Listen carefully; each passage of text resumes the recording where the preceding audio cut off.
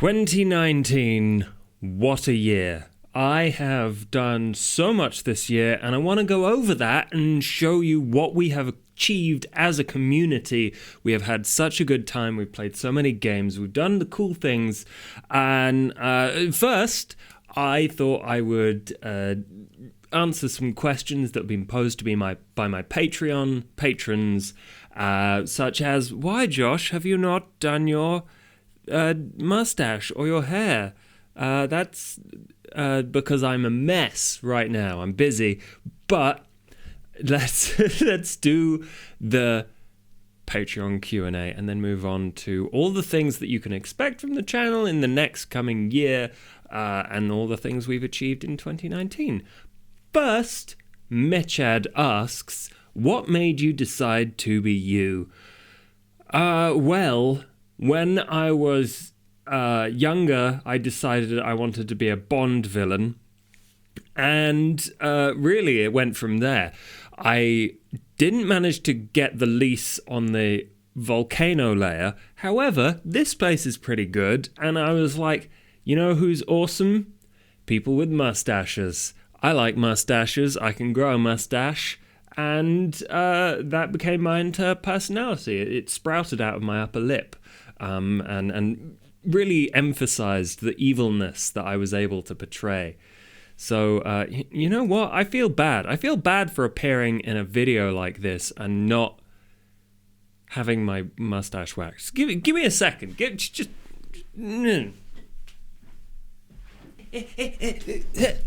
How's that?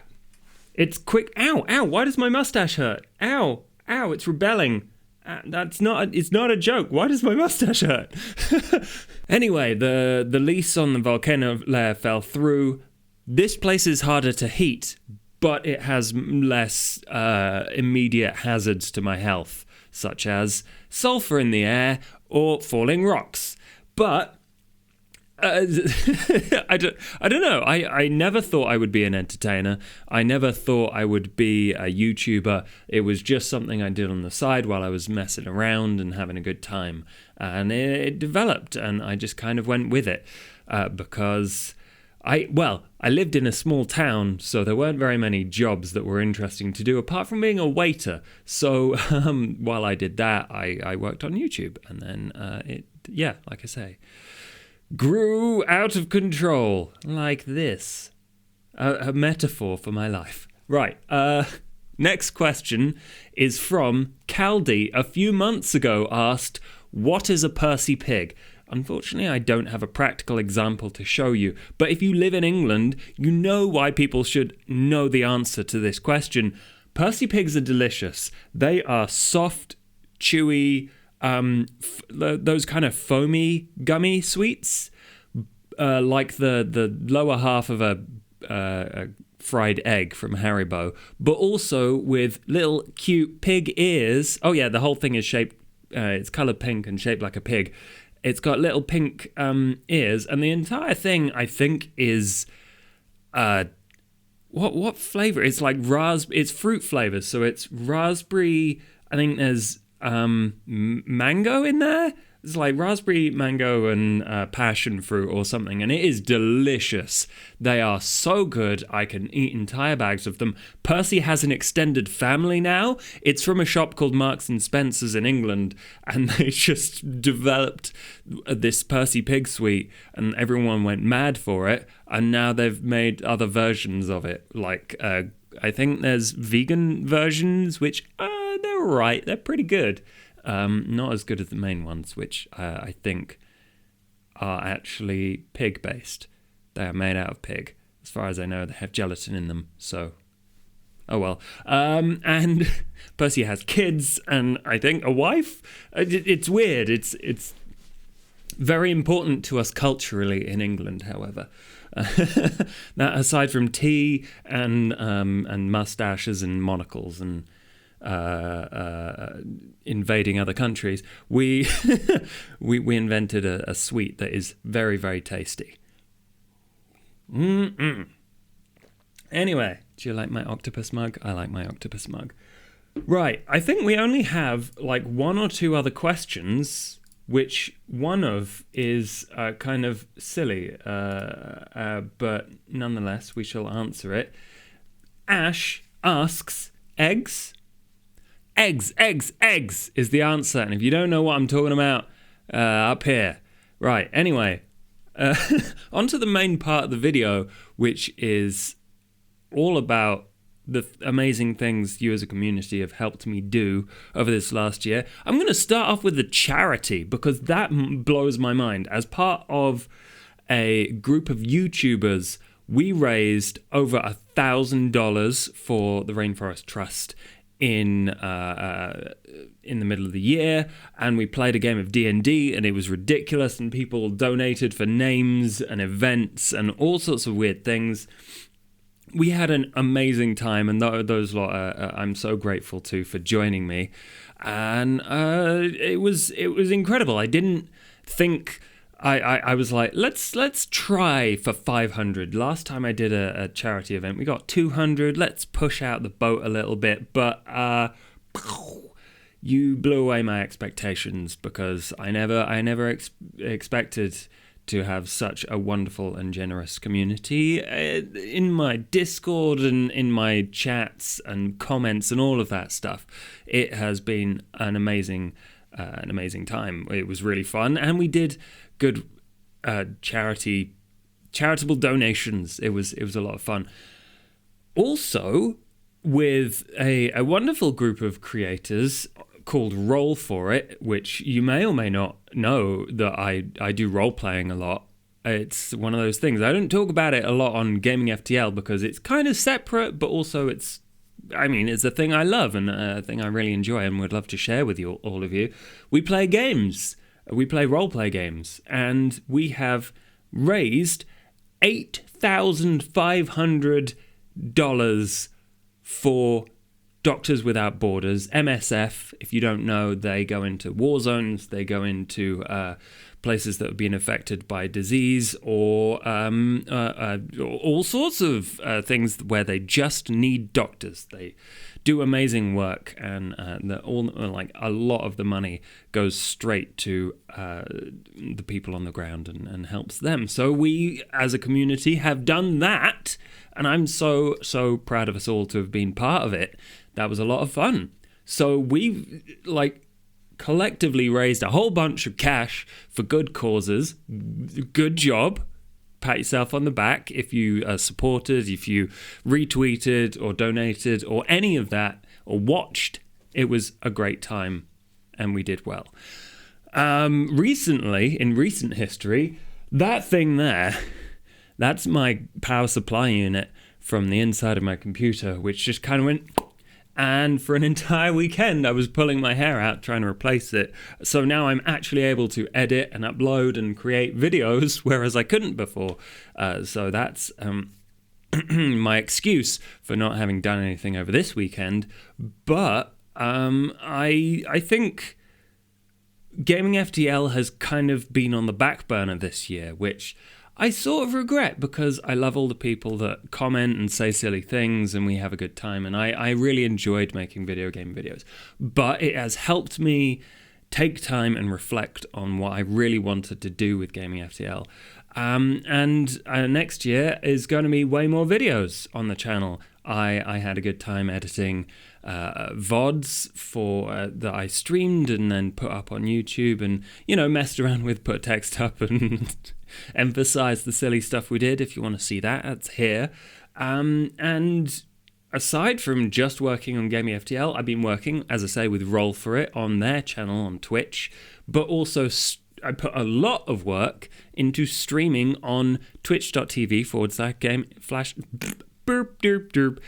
Haven't got any better at talking over I joined YouTube in 2011, so it's almost 8-9 years of that nonsense. Anyway, haven't got that much better. And what was I saying? Twitch. I've been doing a bunch of Twitch streams this year. I put a lot of work into it. There's a wonderful community of chatters over there. So if you want to join us, please do. We do basically 2 streams a week and have a great time.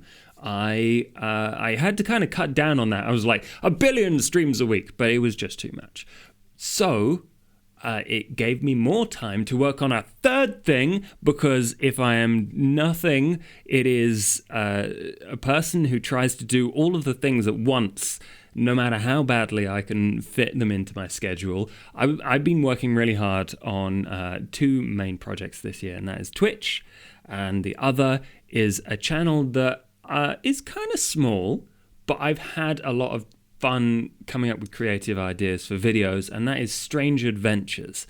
Now, if you ever enjoy me talking like this in the vlogs, then you will love me having a great time telling stories, looking at role-playing books, and talking about a lot of vampires. There are a lot of vampires there. But that channel overall is about really getting into telling stories and enjoying creating worlds in half-hour sized chunks, which is something I think is quite important, because role-playing, if you've ever looked at it, if you ever played D&D, that's like 4-hour commitment.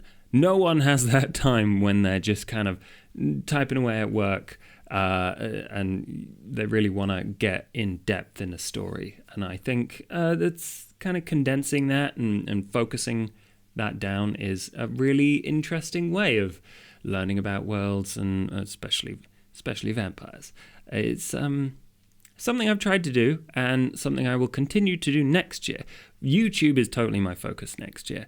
As I say, I wanted to tell you about things. Oh, I haven't done with things that I've done this year. So, a lot of people on this channel have strong feelings about a game they know as Battle Bugs. And you know what's really difficult? Is making a game. And part of the reason why I've been so hesitant to talk about it and show it to people is because I have been trying to evolve that into a thing, and then there was an event where all of the save data on the game that I had been developing got deleted. Partly my fault that I didn't back it up, but also my computer's fault for killing a hard drive. Anyway, that went away. And so I decided to, instead of mod someone else's game, is to be inspired by it and start working on something that was wholly my own. Also, Lexi helped, so I can't say it's just me. Lexi is an amazing coder. She is a developer, so she knows way more about it than me and in greater detail. But Lexi and I have been tweaking and playing around with a thing that is inspired by, quite heavily, Battle Bugs. But it is entirely by us, and it's not great at the moment. I'm gonna be honest with you. The core is there, and it will be a fun game. But as with everything, when it starts out, it's literally just moving things around a screen and making sure that your code isn't trying to jeopardize you, and you're trying to figure out how to get chains of things to follow each other and how to shoot things and all of that. So it's very early days, but that is something that you might see in 2020. I don't want to make any promises because honestly, it's ugly. Like the main, the player character is a smiley face drawn in paint with 3 green dots following behind it. That is all. It's not good. But I kind of like it, and it will be fun to see where it goes and how it evolves. Anyway, next year, 2020, big year, beginning of a new decade. I just want to do more. As always, I want to do more. I want to do better, and hopefully, Gaming FTL will reach new heights. I have a kind of a little goal, which I don't have to hit, but it's what I'm aiming towards. Gaming FTL, together, I think we can get to 250,000 subscribers. And Strange Adventures, I think we can get to 10,000. It's already at 3, which is 10 times more subscribers than I thought it would get. And on Twitch, I think we can continue doing what we're doing, having a good time, doing 2 streams a week, and then maybe moving those streams and editing them and putting them up on Gaming FTL. So if you want to hang out, if you want to get more involved, then I guess you could go over to Twitch and be part of the chat there. There are ways to support me through Patreon, but really I'm not asking for support right now. What I'm asking for is for you to have a wonderful new year. Let me know your highlights of the things that I've made, the things that I've been involved with, or the things that you've just, great memes. I don't know, best memes of the year, best Josh of the year. I don't know. But I would love to hear what your plans, your goals are, and all of the things you've loved. So, what you're headed towards and what you've come from. Because that was what this video was about for me. Anyway, it's time to get back to silly video game playing and making and commentating for me. And then I'm off for a holiday with my parents over Christmas. And then I've got to organise a stonking New Year's party for a bunch of mates. So that's my plans. So if I don't see you before the end of the year, have an amazing holiday season, have an amazing new year. Catch you in 2020. But until then, mustache.